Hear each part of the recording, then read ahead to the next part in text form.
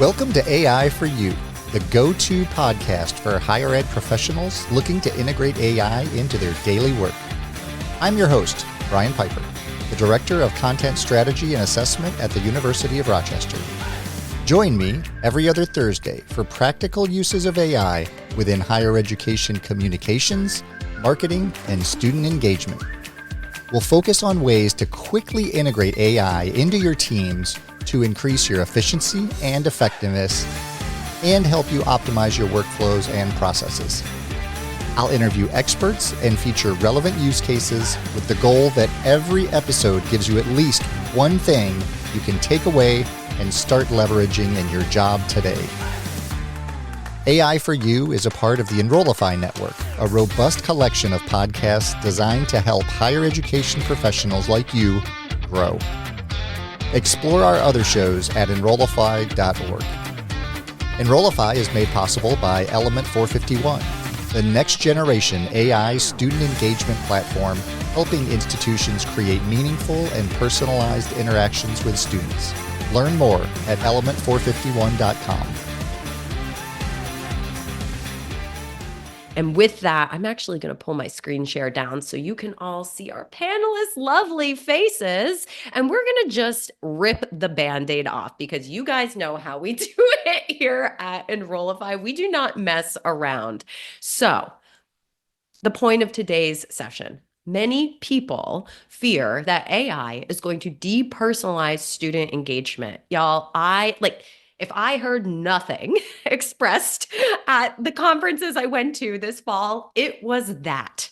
And I am so curious how you would each respond to that concern and any other thoughts you might want to share in your opening remarks. And Jamie, I'm going to pick on you first. Thank you, Mallory. I find this such a fascinating question because I hear this too. And when I'm doing workshops across the country, I'm constantly hearing people saying some variation of this, so that this is one of their biggest concerns. And I find it absolutely fascinating because I feel like actually quite the opposite. I think that AI can really free up time for staff to focus on those high-touch experiences that have much greater impact and value. And it also allows you to do a lot greater personalization, hyper-personalization, hyper-curation, those types of things that allow a student to feel like they're getting a more personalized experience. But really, when I think about generative AI, I think a lot of people think about it as a content generating tool. And I don't necessarily think that's its best use. I think that it can be super great at improving productivity and super great at brainstorming and being a thought partner for you. And those sorts of things free up your time to be able to do stuff that is much more engaged with students and much more hands-on with students. And that leads the students to feeling like they're getting a much more personalized experience. Yeah, I agree entirely. I see so many, we keep talking about this on my podcast. It keeps coming up that all of these different AI use cases allow the tools to handle all of those repetitive, mundane tasks that we probably don't want to be doing anyway and spending our time on those. And it gives us time to be more strategic and more creative and more involved with our students to really understand what they need. And, being able to access our data and have AI find insights from our data, give us a much deeper insights into what our users need, what they're looking for. And, moving forward, as this technology improves, we're going to get to the point where everyone has these like personal AI assistants so that people are going to have customized opportunities that fit their individual preferences. And, that's going to give us a much kind of more holistic view of what our students really want and what they need. Mm-hmm. Mallory, the sentiment you mentioned that you're hearing at conferences, etc., it's interesting because I'm personally yet to meet a student who is concerned about AI dehumanizing student experience or engagement. And my question is dehumanize compared to what? How is the engagement at different higher ed institutions humanized now? Is it humanized by sending the same generic email to all of your prospects, or is it by putting people on hold to wait for the next representative? Or is it by having them navigate your website for hours trying to find the right contact?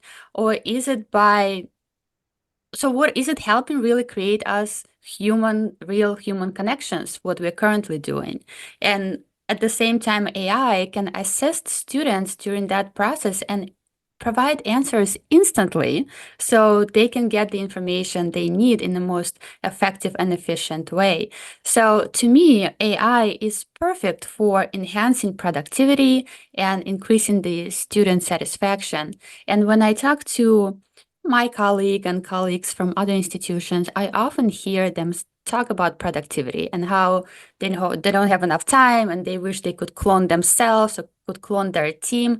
And I do believe that AI is that clone that will help us handle those repetitive, like you said, Brian and Jamie, those repetitive time-consuming tasks and give us more time to focus on creating those meaningful, personalized experiences and connections and amplify what we do best, which is connect with the people we serve. So Not, I don't think I can add anything here. Brian, Jamie, and Maya kind of cracked it. So summarize, we're broken. We remain broken. Higher education. Let's go at it. And we need to basically look at this problem differently. Number two, I love what you've all said. AI is a personalization multiplier. I would like to expand on Brian's point and double click on like this level of permutations in personalization. And this is the example I'm going to give. Think about my brother and I. He's 2 years older. So this is a segment. International student with an accent, income, education, I don't know, faith, beliefs. Like we come from the same household. Like we're the same human, but we're not. We're just so different. And then look at the edge. Today, as a parent of two little kids, I only have time in the morning. So you now have the personalization that I don't fit a persona segment, but in time, you also need to start thinking that I would only give you time to engage with campaigns 2 hours in the morning. So this idea of point in time. So this amount of permutations are humanly impossible. And the one thing that machines do much better is pick up all those patterns and allows us to do personalization with millions of permutations. That's the opportunity here. That John, Mary, and Tommy and the students, they can hear from us, very unique, personalized, but also in the time that they want to hear based on all these attributes that you just mentioned. So yeah, personalization, it's one of the most exciting things that AI is going to come and help us with, no doubt. I want to keep following this thread of personalization, but Maya, I gotta say, like, I really appreciated your point on where is the sentiment coming from, because it's not coming from the students, and that's who we're serving ultimately. I am hearing this at conferences from people like us. So this is our perception, but it is not being echoed by the students, or at least I'm not hearing it. So that's, I just wanted to call attention to that point. So where JC just landed us, this idea that personalization really matters, right? So let's keep building on that. Let's keep building on the idea that we can use AI to help us humanize our work. I'd love to just get right into some specific examples or case studies where AI has done just that, where it's taken student engagement, whether it's admissions, enrollment, student success, any part of the institution up a notch without losing that personal touch. Brian, I'm going to pass it to you first. Yeah, so many good use cases out there already. The one that came to mind for me immediately was Dr. Claire Brady and NASPA got together and created this report, The Transformative Potential of Artificial Intelligence. And one of the case studies they had in there was Ivy Tech Community College that set up AI monitoring to track student performance. And then it alerted counselors if students were at risk of failing a class. So from the time that they started, that they set this up, they identified 3,000 at-risk students. And after, having a counselor contact them and present them with resources and options and opportunities, they have a 98% success rate with students getting a C grade or higher. So that was the largest drop for them in D and F grades for 50 years. So just incredible to think of, just like by setting up a tool just to monitor them, and then having a human get involved and engage with them gave them a much better success rate. It's a good example. I have one example to share, and I think most of you would agree that in the perfect scenario or the perfect world, every student would have their own dedicated guide to guide them through this whole enrollment and college experience process. But if your institution has those resources, that's fantastic. But I would think that many institutions don't, and using technology in this case can be a very strong alternative, and certainly better than not providing any support at all. So the good news is, like Brian, you mentioned, there are already some case studies and examples how AI can come in and help with that. And one example I came across was from a recent webinar I listened where Johnny Harper, he's a chief technology officer at Revolution Viewing in England, and he shared some data comparing the impact of human interaction and AI avatars during the online campus tour. So when a student ambassador is involved guiding the campus tour, they notice that there is a huge boost in engagement, somewhere from 12 to 74%. And I assume that probably depends on how engaging that student is and how well they guide the tour.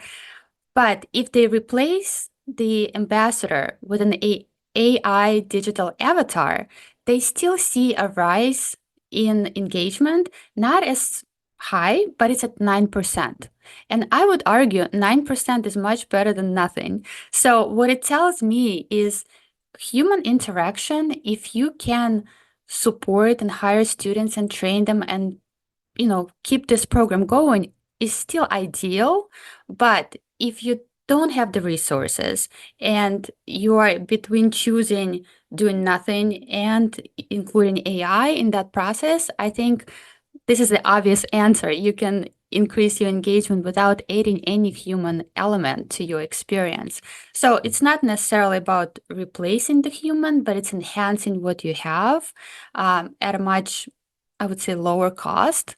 And at this time, I know the technology is still evolving and growing. It might not be ideal solution, but Brian, like you said, it's going to continue to evolve. And right now we are making some valuable steps forward with AI.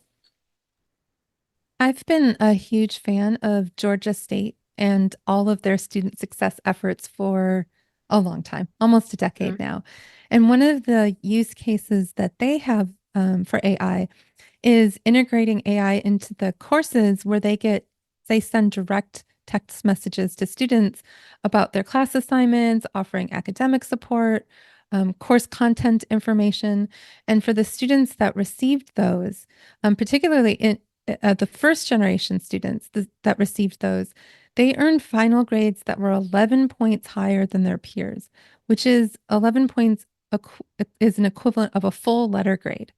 So if you're getting 11 points higher in your grades, you're going to end up with feeling more successful. You have a better understanding of the content, and you feel like you are, as a first generation college student, able to do this. I think that's one of the most important things is I was a first generation college student, and being able to say, like, I can do college. I am getting good grades in college was really important to me. And so I think when you take this sort of technology that allows the student to get this personalized text messages that remind them of things, offer support if maybe they had an issue with a test or an exam or a paper or something, and it's offering them some additional resources. That's just an add-on to what a faculty member can offer. And it's an add-on that's having a big impact. And I'm really excited to see what Georgia State continues to do as AI evolves over the coming weeks, months, and years. Very selfish product plug here. Okay.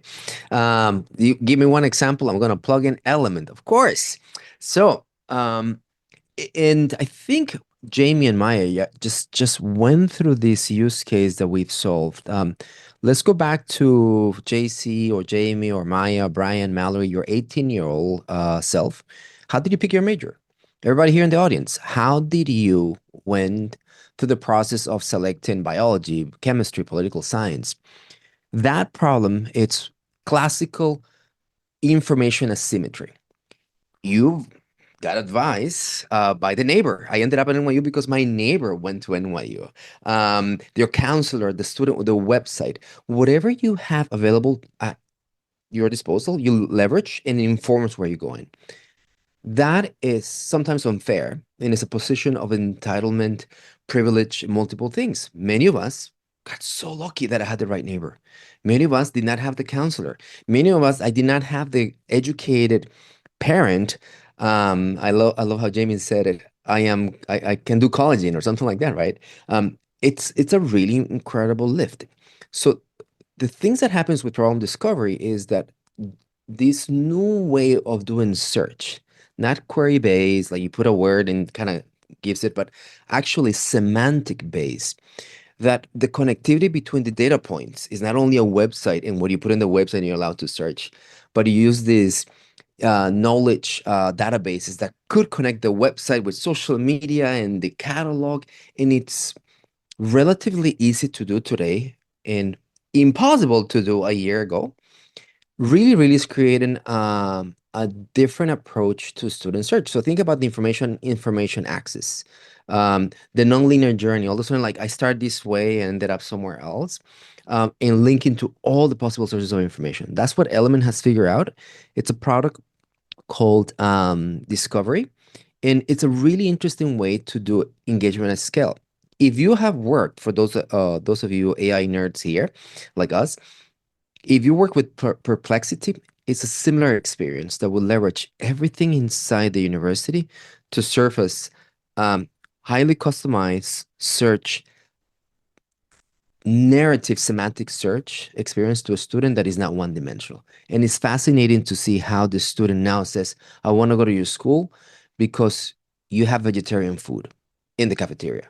And that, in a way, is addressing half of the world. So think about how important that is and how difficult it is to find it without this type of search pattern.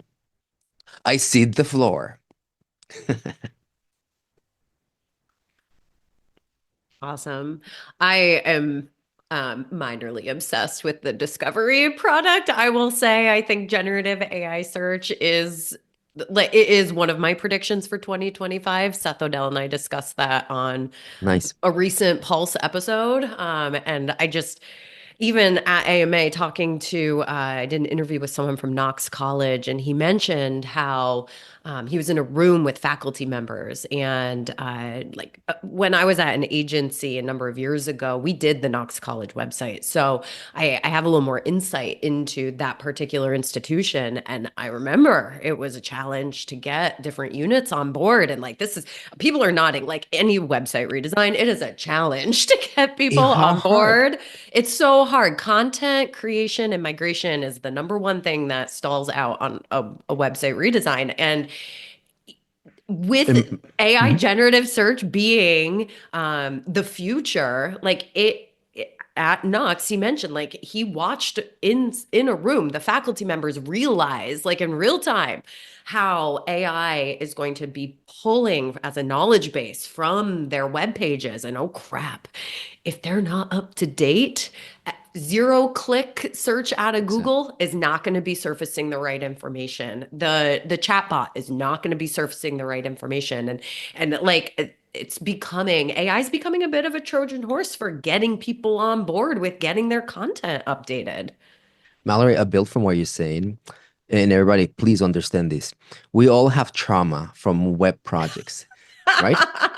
It's so true. Mallory Much can give trauma. you, Mallory can give you data therapy as it relates to web projects, but it's the construct that data has to be perfect, garbage in, garbage out. So we put all this emphasis in clean up these content management systems, and they get outdated. So the beautiful thing about these new techniques is that the input, they don't have to be perfect, because what these LLMs do, they kind of give you the layer of grammar that makes it perfect. So you can have imperfect information that is presented perfectly to the student in a personalized way. So keep that in mind. And it's a gigantic departure from this trauma that we all had in our prior lives without AI. I think another area of trauma for us marketers is this ongoing, and this is relevant to the website because I feel like I've been hearing this for more than 10 years, but it's also relevant to any type of communication we're creating. How can we personalize it? How can we personalize it? My first job in higher ed, everyone was like, we gotta be like Amazon. And that was in 2008. And I really don't think we've cracked that code yet, but with this transformative tool called AI, like we're going to be able to get closer to hyper personalization, individualization, and being able to scale our campaigns as well. So, Jamie, I'm going to send this question to you first, because I think as institutions, right, they're going to have to navigate this fine line between personalization, hyper curation, and creepiness. I don't know, you're right. Like we need to ensure that our students are still feeling a genuine connection back to our institution and the institution's values, but not at the scale where it starts to become very big brother. So I'm curious to hear you sound off on that, Jamie. Yeah, I love the idea of Big Brother. One thing I don't think we want is this like we're bots talking to bots, right? Like Mm-hmm. it's all the content is just AI generated and the students are using some sort of AI tool to like summarize that content into something that's bite sized, right? And so I think as we think about developing content and using AI for things like that, I think we have to keep in mind that we need to still be focused on telling stories. And I say this all the time. Facts inform, stories transform. And those stories are not going to be something that we're going to be able to move away from because it's inconvenient or it can't be automated. We still have to be focused on telling those really compelling stories that evoke emotion, inspire that connection to the institution versus just these purely transactional messages. And we also have to make sure that the way that content that is generated by AI is written, that we're doing whatever we can to make sure that it's in the school's voice, in the brand voice, it reflects the core values. And we need to be weaving stories and testimonials and accomplishments and all of that that authentically reflect that culture that we have in order for students to still feel that connection, whether that's through things like faculty quotes, student testimonials, alumni outcome stories, but we really need to ground AI curated content in that authenticity and in that storytelling. Because I'm going to tell you that nobody buys something just based on facts.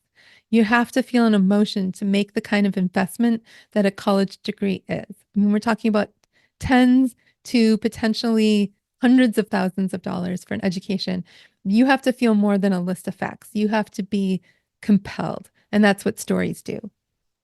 Yeah, absolutely. And, I mean, it's important for us in higher ed. We have limited resources most of the time. Oftentimes we're wearing multiple hats. So you have to think about where you can employ these, different elements of scale. So like use that personalized content and those automated campaigns where you can, incorporate that data into your responses so that they are personalized for these students, but that you're not actually having a human having to go in there and customize all of these like top of funnel communications that are going out so that they still feel authentic, they still feel relevant to the people who are receiving them, but it doesn't take a lot of time and maintenance from the staff. But then as you start getting down into the middle of the funnel and the bottom of the funnel and you get closer and closer to, application or enrollment, then you need to really start integrating the human elements in there to make sure that the students feel like they are being personally addressed and like they're going to have a place in the institution. They can see what other people in the environment are dealing with and, how they can be part of this community that we're offering to them as higher education institutions.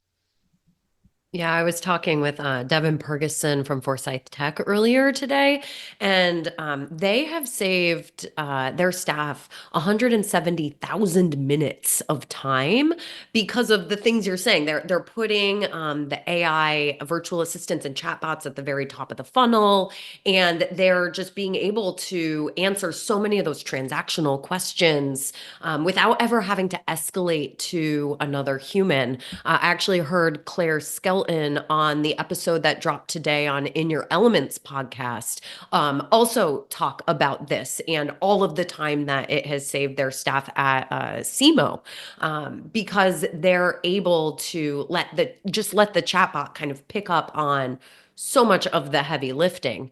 So let's actually stay on the topic of chatbots since we're here.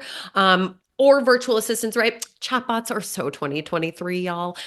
Virtual assistants are very 2024, 2025. So JC, I feel like you're our expert here in this. I don't want to just hear you talk about the power of a virtual assistant, but that balance of efficiency between what AI is going to provide alongside the need for human engagement, kind of picking up on that thread that Brian just left us on. Yeah. The threat of resources are limited in higher education, right? And there's one counselor or one higher education administrator, and there's, I don't know, 1,000 students who need that help. What we need to remember is that this new lens of agents, assistants that are conversational, aka chatbots, really do something really, really well. The secret sauce of higher education, the human aspect, is high-touch interventions. This is where we thrive. The student who comes to us and she doesn't know what she wants to study. The student who comes to us and is the first generation student. The student who has a loan, a family, part-time gigs, and all those multiple things. This is where the magic of us humans gets unleashed. But what happens in that magic is that sometimes we cannot deploy it because in between high touch interventions like this, there's meetings, emails I have to send, and 55 things that get on the way. This is where this is at. Understanding that these type of platforms truly, truly give you 5 to 10 hours weekly so you can redeploy on high touch interventions. I really believe that we should start seeing the balance of productivity and efficiency on isolating the tasks that move me away from the high touch intervention, where I bring value to my student, my customer, whomever you're servicing, and then you let AI do what it does best: repetitive, automatic, transactional stuff. AI and chatbots are not magicians. They're fantastics at process. If there's something that looks like 80% of the time the same, fantastic. Then you do the 20% that is edge case, right? Think about it, it's just not answering questions, it's anticipating them. So what that means is that you know what that question is going to look like, and then so be it. I'll leave you with one more story, right? I remember in my first international trips where I was recruiting on behalf of the engineering school. I'm in India, and literally I would see, I'm not joking, 2,000 students in a night. 1,800 of them had the same question. What is the minimum GRE score? And then what do? We put FAQs, right? What is happening there is just that you bring that FAQ to the next level of automation and personalization. So my last point is we will divide the world of efficiency in the ones that automate and the ones that fall behind, right? And this is where I think is a really interesting thing, right? Circa 1995, 96, right? The schools that adopted online applications, the ones that didn't, right? It did it manual. And then now it's like foregone. The schools that adopted cloud-based services, the ones that didn't, and so on and so forth. So that's basically where we're at. The divide of the schools who will automate and the ones that fall behind. And chatbot technologies or agents are the first technology available to us to actually deploy that automation. Sorry, that was a little too long, but I'm too passionate about it. So No, it actually gives me hope, JC, because so many institutions are held back by lack of human resources, and we have very ambitious goals, and we want to save the world and help everyone who comes to us. But we only have so many staff members working in admissions and advising and student engagement offices. So by being able to take care of those transactional questions and save the time for them to focus on more high value tasks, I think that's where it's at, and helping build those relationships, because we know that students who have one or two meaningful relationships at the college are doing so much better than those who don't have any friends. We see higher grades, higher satisfaction, higher completion rates. So focusing on creating those meaningful moments and inviting them to events and engagement activities, I think that's where we can focus if we can save some time on the transactional side. And when preparing to this for this webinar, I was thinking about at-risk students. I don't have any data to prove this, but it might be for many at-risk students, some of the barriers for them to continue their studies would be some sensitive topics like finances, health, maybe personal issues, family issues. And it's hard to ask for help. It's hard to go to your advisor and say, hey, I'm having those issues. And sometimes feel like they're being judged. So AI chatbots could be that first point of contact to get the answers to those questions and maybe get the help, because it's non-judgmental. It's like talking to Google. So I was just thinking about those types of students as well and the experiences that they're having at the college.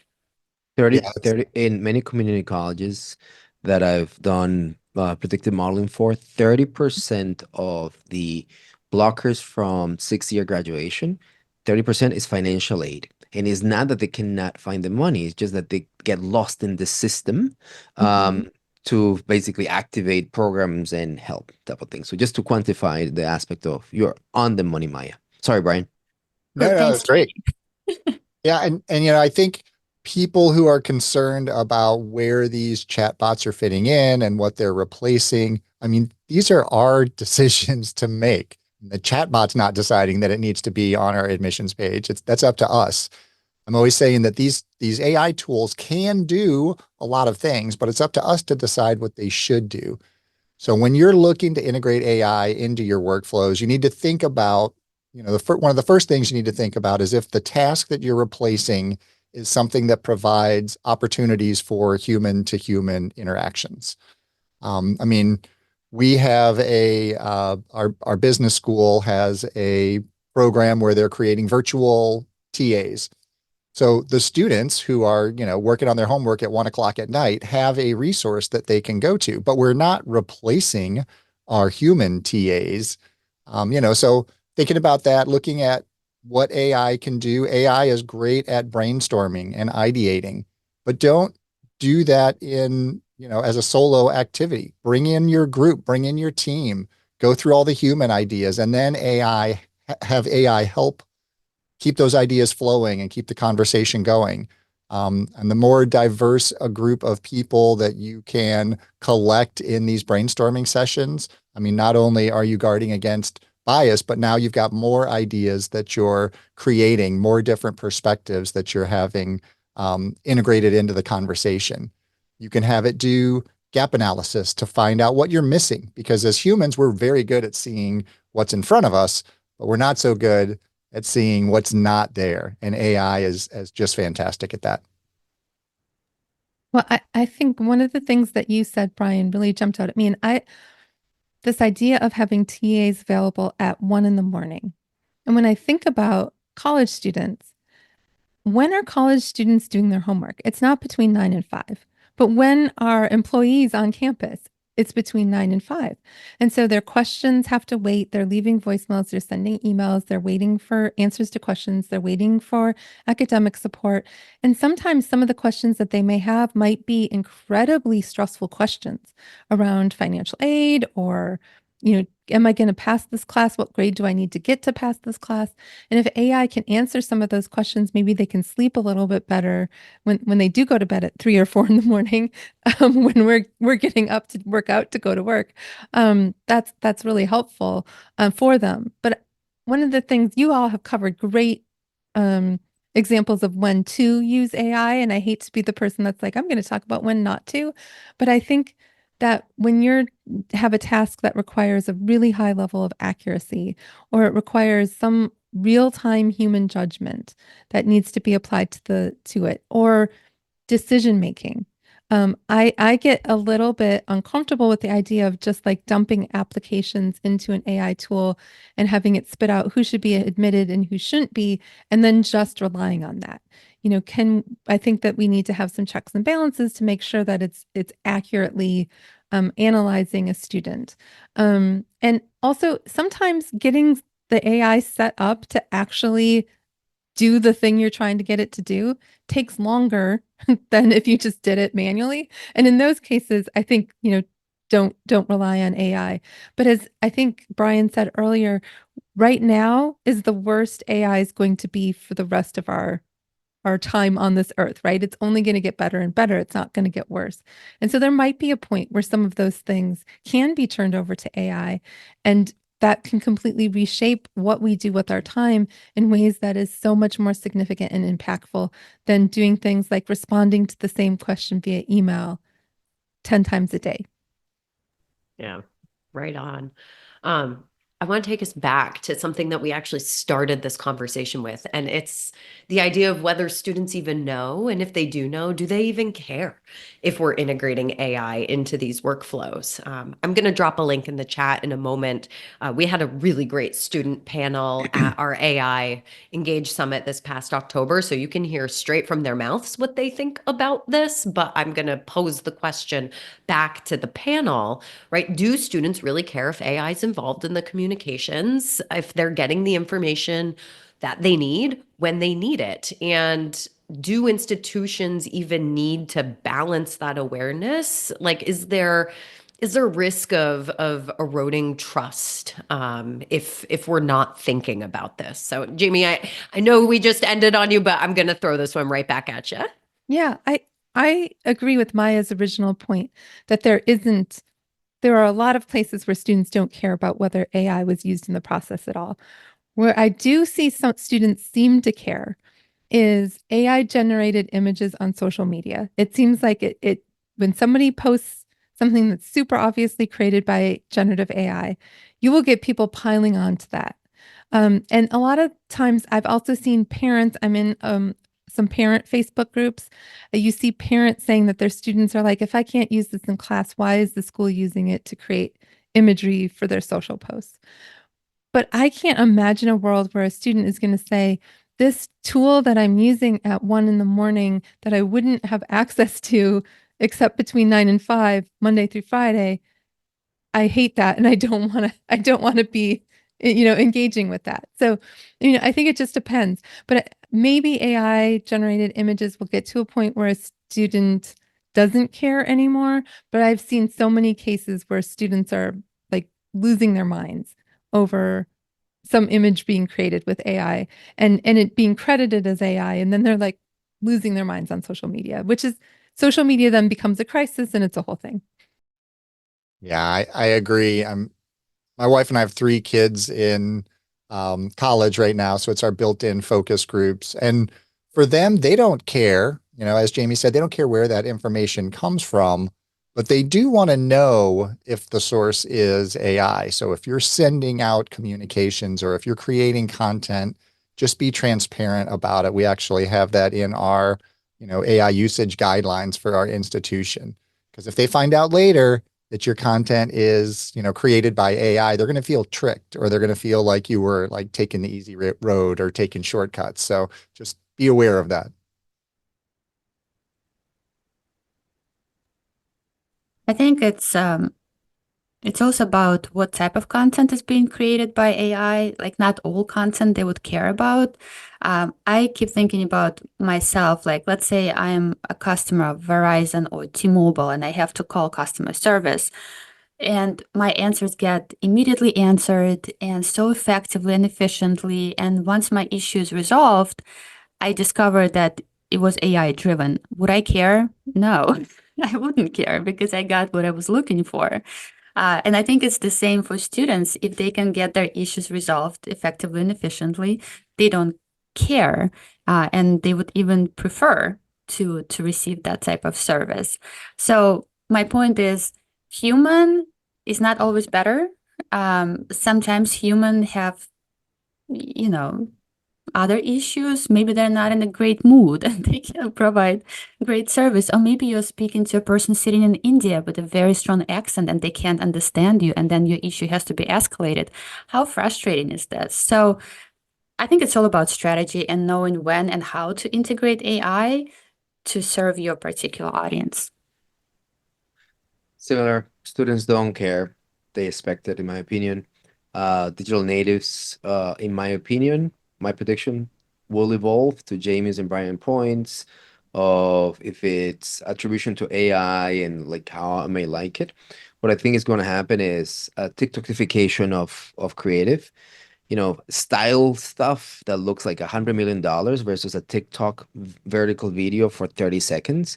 Now that's the new norm. So probably we're going to move in that direction. So they don't care. They expect it and will probably become more nascent and less weird to see these highly AI digitized futuristic pictures that don't make sense, that make you look ridiculous, and that may become the norm. So we're not there yet, to Jamie's point and Brian's point, but I think we'll be there soon.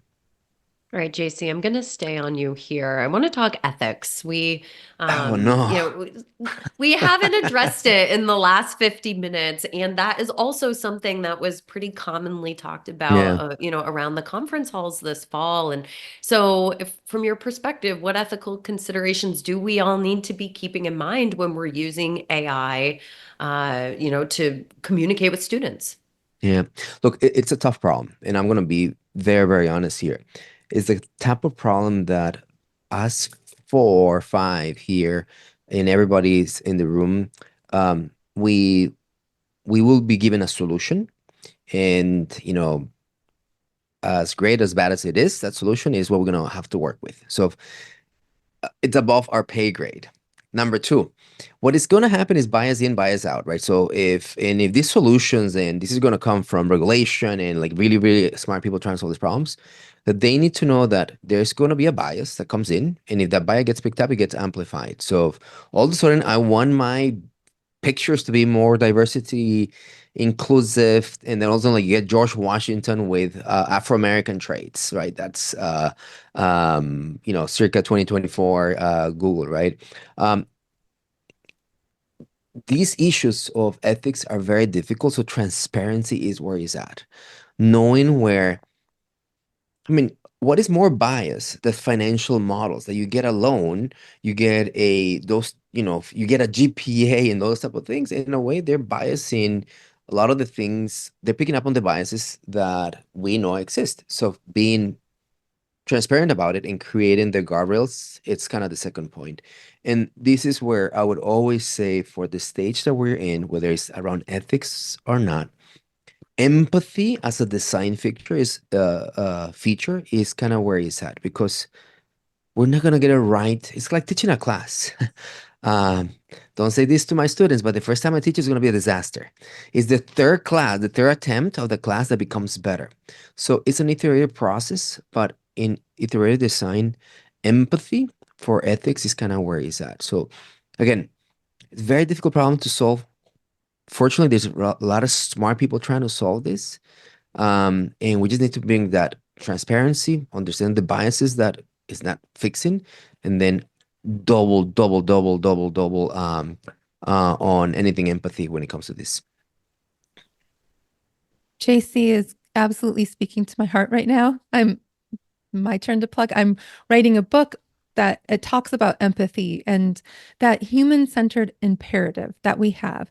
And whenever we do something new or have a new tool or have a new technique or something new about what we're doing, we need to be thinking about the humans that are at the center of it And I think that if we have that human-centered lens that we're applying to how we implement AI, how we teach with it, how our students interact with it, I think that will help steer us in the direction that we need to go in a way that allows us to make more ethical decisions about how we're using AI and what we're using it for.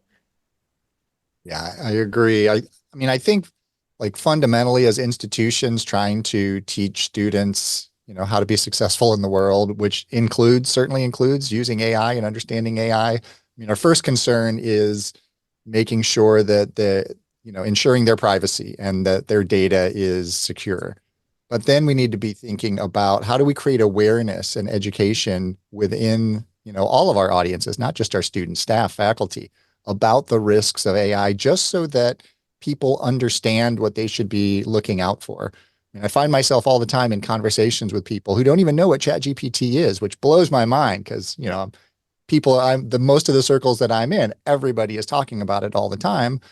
But my neighbor, who's an electrician, was saying the other day that he hadn't heard of it, which was shocking to me. But, we need to establish guidelines or policies that establish, how these tools can be used, that all content must be human verified and transparent to, the consumers that we're dealing with, and that, we are mindful and aware of what the risks are of using these tools and that they have bias and they do hallucinate. So I think that's important. Yeah. We've got 2 topics left before we wrap up today. And the first one was actually a question that Angelita dropped into the webinar chat a few minutes ago. She notes that she knows several people who don't want to go anywhere near AI because they think AI is going to take their job eventually. And again, around those conference halls, that was another major concern that I kept hearing this year.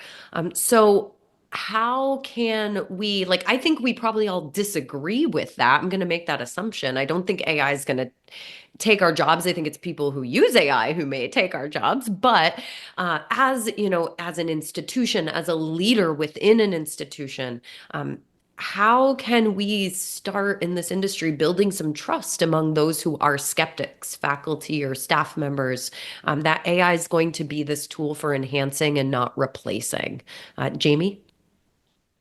Yeah, I mean, I think the big piece is getting people trained on how to use the tools and getting people to think about the tools as something beyond just a content generation tool, right? To think about them in the full breadth of what they're able to accomplish. But one of the things that I do with some of the leaders I work with is we talk about influencer maps.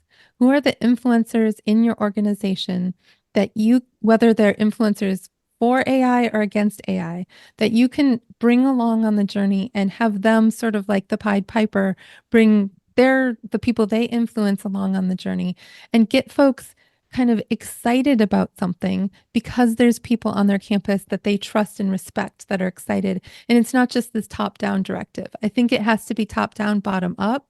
And without those both directions happening, I don't think that you're going to get the kind of adoption and the kind of acceptance of it that you need to be really successful. Yeah, Jamie, you're talking about this, and to me, it's almost like it's a strategy of carrots and the sticks, right? The carrots is getting them excited and showing what's possible and how by using AI, they can save time and be more productive. And the sticks is, thinking at the macro level, any organization wants productive employees. And if they can hire someone who can do 10 times as much as someone who's not using AI, they will. So it's important for us employees to understand that. And it may be scary, but that's something that can keep us curious and continue exploring and learning. And it's like with any technology, you got to use it or you're going to stay behind, like JC, you said in the beginning. Yeah, absolutely. And I mean, AI is going to replace a lot of the tasks that we do. So if your job is filled with tasks that are repetitive and time consuming, you may need to start thinking about reskilling or, figuring out where you might fit. Because a lot of the processes that we do are automatable, but you need human oversight. You need expertise, you need experience in order to validate those outputs and make sure that they're strategic and aligned. And then, showcasing to other people how AI is being used to automate tasks is a great way for them to kind of see that this is just helping them. It's just another tool that can make them more efficient and effective. Yeah. Really quickly, AI is here to replace tasks, not people. So let's change the narrative. But the opportunity, as Jamie just mentioned it, and Brian and Maya, it's that this role is emerging as a new skill. So the emergence of the AI champion is it's here in front of us. So just grab it and benefit from it, because what the AI champion is a translator. And if you're here, you're a translator, professional translator. And I don't mean about language. I'm talking about business skills, technical requirements, AI to business goals, enrollment goals, strategic management goals, you name it, right? So it's a really, really important shift. JC, didn't you and Artis term this on a recent Generation AI podcast? Yes, we did. But that's gonna take us over the 1 o'clock time. So folks are gonna have to go find that episode. All You right, got it. final question. And Brian, I think I'm gonna toss this one to you to start, but let's look ahead to this next year. So in your opinion, what is the next frontier for AI in making higher ed more human-centric? And do you have any hot takes? Yeah, I mean, as more and more institutions start adopting AI and figuring out where it fits into your processes, we need to think about what we're doing with the extra time that we're getting from using AI and make sure that that time is spent on ways that benefit our audiences. We're going to see all sorts of new technologies. We're going to see, I think, an infusion of AI agents that are specific for individual tasks that are going to make they're going to need access to data and content. As JC was saying earlier, we have to make sure that the data and content that we're using to train these tools is accurate and clean. So I think that's going to be a major thing that our institutions are going to have to start focusing on. My turn for predictions. Really, really quick. Generative AI goes hyper-personalized. So you think we've seen personalization is going to get 10 times better, faster, more dynamic. Brian, agents, this is the year of AI, basically agentic infrastructure, this idea of a digital worker, agents, assistants, whatever word we're going to be seeing, it's going to be a 2025 deal. Something really interesting, and feel free to chat me or email me about small LLMs. There's a really interesting thing coming to us that the LLMs that we know, they're frontier models like Claude and Chat GPTs, that type of thing, they're fantastic, but they're reaching certain maturation. So the small LLMs are forthcoming, lightweight, and very specifically maybe leaving devices like your phone and whatnot. That's going to be very interesting. And I'll leave you with the last one. As an analyst, I truly been seeing the transformation of I analyze in a language form. I don't make a chart. I just basically ask, what is the pattern here? So the rise of the Gen AI analyst, it's in front of us. And I think I'm very, very excited because it's a trade that has been expensive and in a way governed by Python, Excel sheets and whatnot.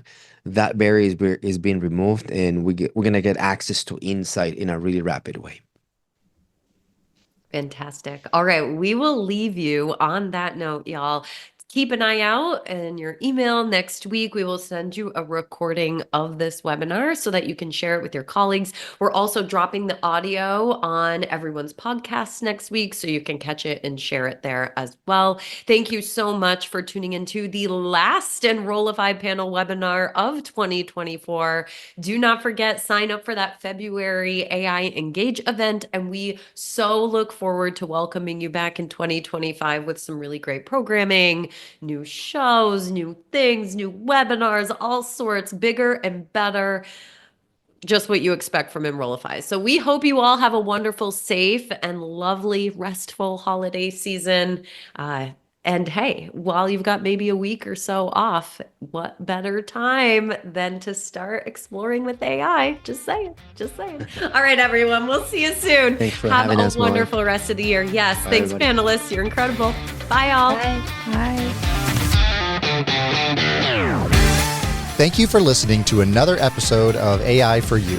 I hope you found at least one useful thing you can take away and start adding to your workflows and processes today. Remember, the key to making the most of AI is to keep experimenting, keep learning, and of course, keep creating. AI for You is a part of the Enrollify podcast network. If you like this podcast, chances are you'll like other Enrollify shows too. Our podcast network is growing by the month, and we've got a plethora of marketing, enrollment, and higher ed technology shows that are jam-packed with stories, ideas, and frameworks, all designed to empower you to become a better higher ed professional. Our shows help higher ed professionals find their next big idea and feature a selection of the industry's best as your hosts. Learn from Artis Kadu, Day Kibbles, Shane Baglini, and so many other of your favorite leaders in higher ed.